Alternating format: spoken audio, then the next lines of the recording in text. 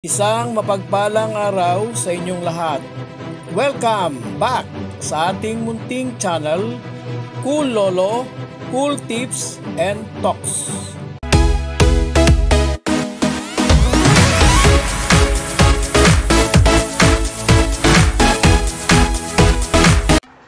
Before anything else, hayaan nyo kong bumati sa aking may bahay.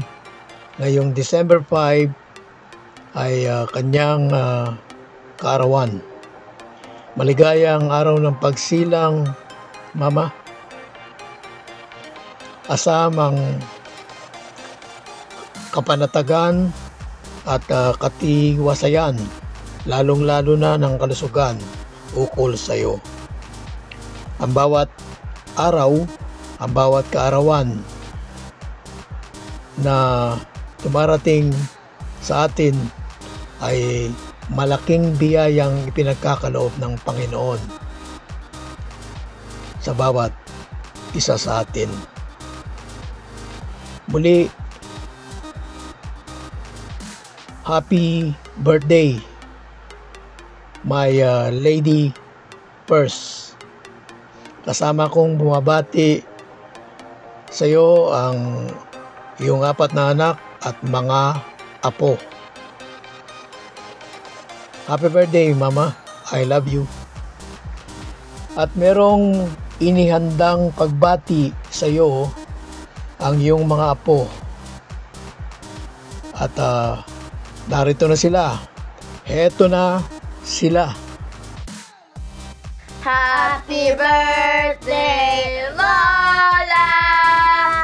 Happy birthday, Lola!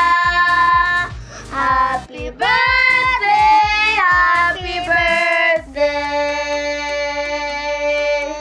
Happy birthday, Lola! Penny! Happy birthday, my dearest Lola. I hope all of your wishes will be granted and for you to stay safe. Happy birthday, my dearest Lola. We love you so much. I hope you stay happy every day. Stay safe. Love you. Yay! Happy birthday, Lola! Balik, Karera Talks na po tayo. Ngayong Friday Racing. Meron tayong 7 races. All 7 races to be run in 1,200 meter distance. Yung mas maikling 1,200. I think mas madalas nang ginagamit itong 1,200 ay para hindi masyadong mapagod ang mga kabayo at mas maraming lumahok, magpalista bawat racing days sa mga kanilang grupo, kanilang handicap rating base.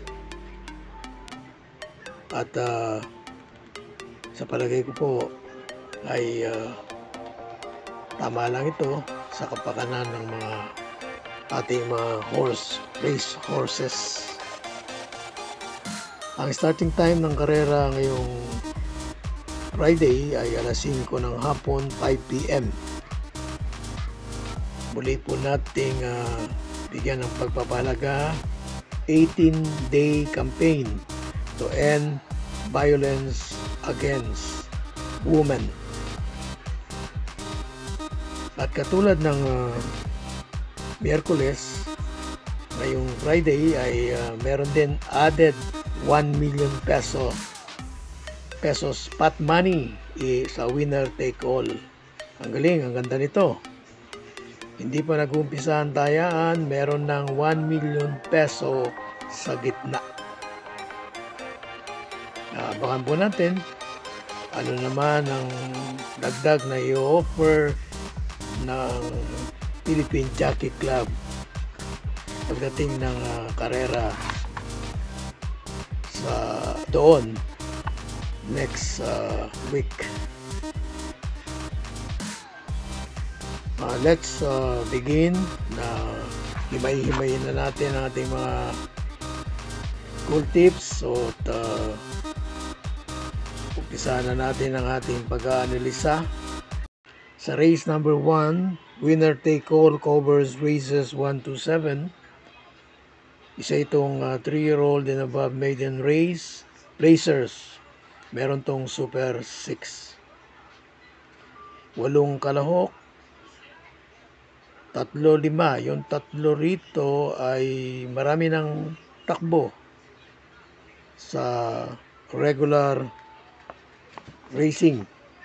Pero yung 5 ay puro mga takbo nila at katatakbo lang sa mga novato run or barrier run. Isa-isahin po natin. Without Fail, August 8, tumakbo solo. Sealed with a Kiss, November 19. Tumakbo. Nanalo. Si The Best of My Love. Tumakbo rin November 25. Pangalawa sa 3 naglaban. Yung numero 7, Angels Momentum, November 2, solo. Itong number 8 naman, Mikos Special, ay pangalawa dun kay Sealed with a Kiss. Ang aking pong ipo-point out, itong si Jack 14, ang tumalo ay si Johnny Danny. Si Johnny Danny po, ang kanyang prueba sa Novato Run na tinakbuhan ay 1:18.2. Pero nung talunin si Jack 14 ay 1:11.media. So talagang tagong-tago ang prueba doon sa takbo niya sa Novato race. Ito, hindi natin alam sino dito, alin dito ang tagong-tago pa ang prueba. Ang akin pong napili sa ating pong pag-analyze para ating maging cool first choice ay ang number 4, Sealed with a Kiss. Cool second choice, number 5, Jack 14. Meron po tayong cool third choice, number 6, The Best of My Love. Isang napakagandang puting kabayo.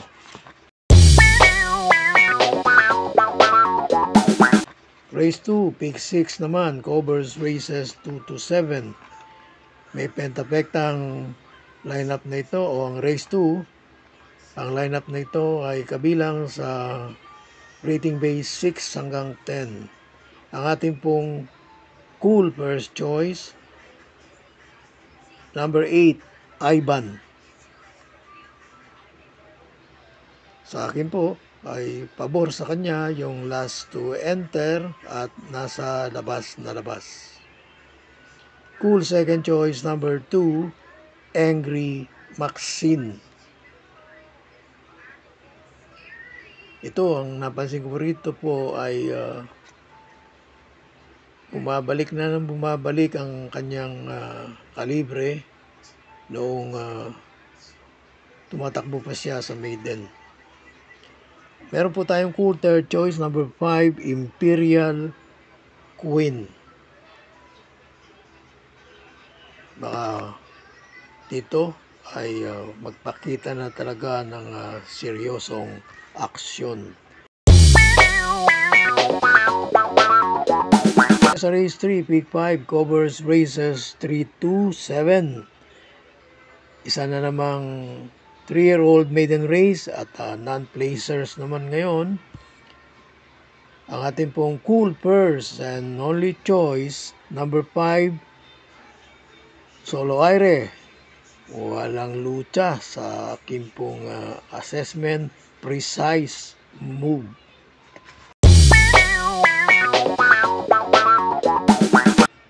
Race 4, pick 4, covers races 4 to 7.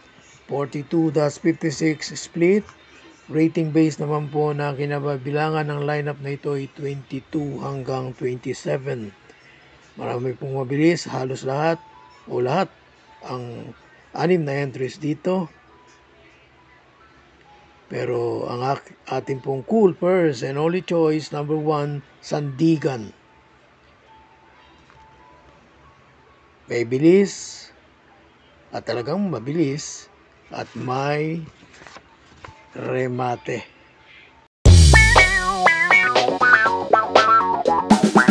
Race 5, may pentapekta, 17-41 split.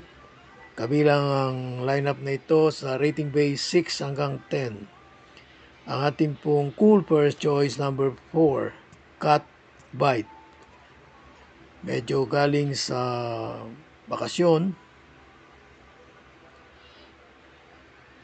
Tama-tama lang ang magiging pacing dito. Kayang-kaya niya palagay ko dahil nandun siya kagad sa unahan para antabay. Cool second choice natin, number 7, My Chopay. Race 6, merong pentapekta. Ang lineup na ito ay kabilang naman sa rating base 16 hanggang 21. Ang ating pong cool first choice, number 4, Calendar Girl. Last time out, nanalo ng talagang very impressive. Ang ating pong cool second choice, tama-tama ang distansya, 1-2. Yung kanyang angking remate, tama-tama rito sa 1,200. Ang ating pong cool second choice, number 2, Golden Opportunity. Nandito na po tayo sa last race. May Super 6, 17-41 split classification, rating base 11 to 15. Paratingan ang ating pong cool first choice, number 3, isang kabayong galing din sa bakasyon, pero meron pong barrier run doon sa Philippine Jockey Club, I think, no? At ang galing ng kanyang barrier run. Ating pong cool first choice, number 3, Summer Rule. Cool second choice, number 1, Elegant Lady. Pwedeng kunin ang unahan, pwedeng nandun lang, sasabay muna sa agos, tapos tsaka gagamit ng tinatawag na pabigla. Ang cool third choice po natin dito sa paratingan race 7 ay ang number 5, Amor, My Love.